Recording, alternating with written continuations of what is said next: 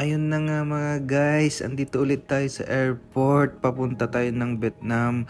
Ayan, so andito na nga tayo sa airplane at boarding na tayo at ayan na nga palipad na tayo papuntang Vietnam guys. So ah delay yung flight natin dyan ng 1 oras pero at least safe naman tayo pagdating natin sa Vietnam. Ayan, so thanks God at safe yung flight ko. Ayan, so nag-iisa na naman ako magta-travel nito. Lagi na lang ako nag-iisa.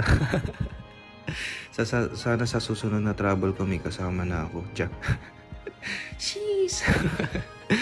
So andito na nga tayo sa anong tawag dito, airport ng ng Vietnam. So pumila tayo sa immigration, nakahaba ng pila at nakuha ko na nga yung baggage ko at hinihintay ko yung Grab at papunta tayo ng hotel ko. Ayan, so pagdating ko ng hotel, ayan, so inayos ko yung gamit ko tapos nag-quick gym muna ako. So ayan, gym muna dyan kasi nag-iisa, pati sa gym nag-iisa ako, wala man lang ako sabay. Ayan, so nilakasan ko na lang loob ko, pahubad-ubad na lang dyan. Pero ang ganda ng gym nila, in fairness, ang linis. So after gym, so syempre nag-decide ako na pumasyal muna. Ayan, sayang kasi yung yung oras ko dito sa sa hotel. So lumabas ako at ayan na nga.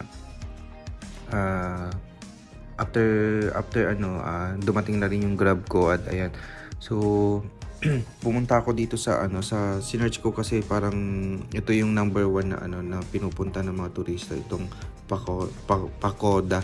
Ito yung tawag nila dito sa sa mga temple nila guys, na parang simbahan ng mga Buddhism religion.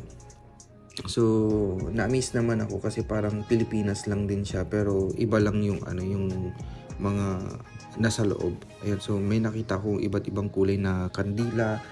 Ayan, so pwede ka din dito mag-wish at mag-pray. So ang inuna ko is pumasok muna kasi na-amaze ako kasi parang ang daming tao sa loob. Hindi ko alam kung anong ginagawa. So pagbasok ko guys, kahit bawal mag-video or mag-picture. So pinilit ko na lang pasaway eh. So ayan, nakita ko sa ate may binubuo siyang parang mantika. Hindi ko alam kung oil yon or mantika. Tapos sa ibabaw is may kandila. So ayun yung mga god nila guys. Hindi ko alam kung bakit, paano naging god sila. Kaya ginaya ko na lang yung iba na nag-pray tapos nag-wish. So ayan, nag-pray na lang ako for para basta. So nakita ko ulit sa atin na buhos kanina. So may nag-aali din sila ng mga fruits. Hindi ko alam talaga kung anong yan. Kasi kinakausap ko sila, hindi ko sila maintindihan eh. Kasi hindi sila marunong mag-English. So nakita ko yung may mga souvenir fruits, tapos ibang accessories ng mga pasalubong. So ayan, nakita ko din tong god nila yan.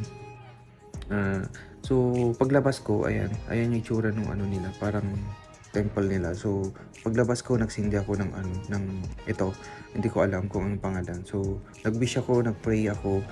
Ayan, so next na pupuntahan natin guys, nag-wait ako ng ng Grab dyan. Next na pupunta natin is yung abangan nyo na lang sa part 2 guys So nakita ko yung clock tower ng parang Dubai lang. May clock tower din kasi sa Dubai. So papunta kami ngayon sa sa susunod na destination. Abangan nyo sa part 2 guys So bye bye muna nga guys. Bye bye.